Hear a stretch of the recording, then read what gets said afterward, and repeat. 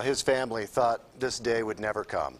After 45 years, a fallen hero is finally home. He was laid to rest today at his alma mater.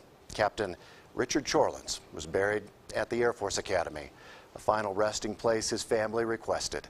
KRDO News Channel 13's Bonnie Silkman talked to the captain's fellow pilots who've been waiting most of their lives to say goodbye.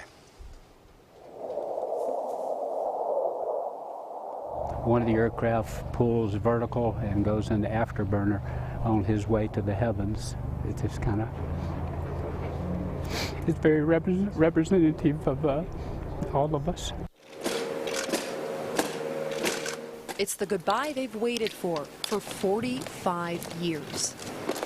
A moment they never thought would come. That was really touching to see the legacy still lives on after all these years. Captain Richard Chorlins, also known as Rick, died in 1970. The combat pilot was only 24 years old when his plane was shot down in Vietnam. Just a phenomenal close friend that we'll just remember forever.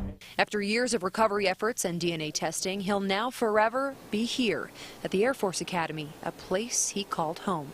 Every single time I got in the airplane, I knew that if something happened to me, somebody would come get me.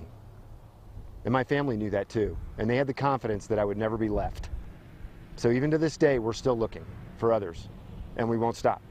In this large crowd of family and fellow pilots is a woman who never met Rick, yet she knew his name well. She's worn it on her wrist for 27 years. The hope is that eventually you would be able to either give the bracelet to the individual or to the family when the remains are recovered, just to show that, you know, they haven't been forgotten. Burmeister bought this POW MIA bracelet back in 1988, right before she joined the Air Force. And what are the chances that I would be able to do this?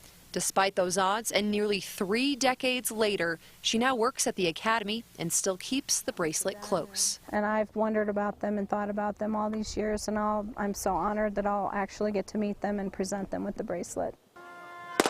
In Colorado Springs, Bonnie Silkman, KRDO News Channel 13. Thanks, Bonnie. And those prisoner of war missing in action bracelets, like the one you just saw, were initially introduced in the late 60s. Yeah, they're meant to increase public awareness about Americans from the Vietnam War who were held prisoner or who are still unaccounted for. So many still missing.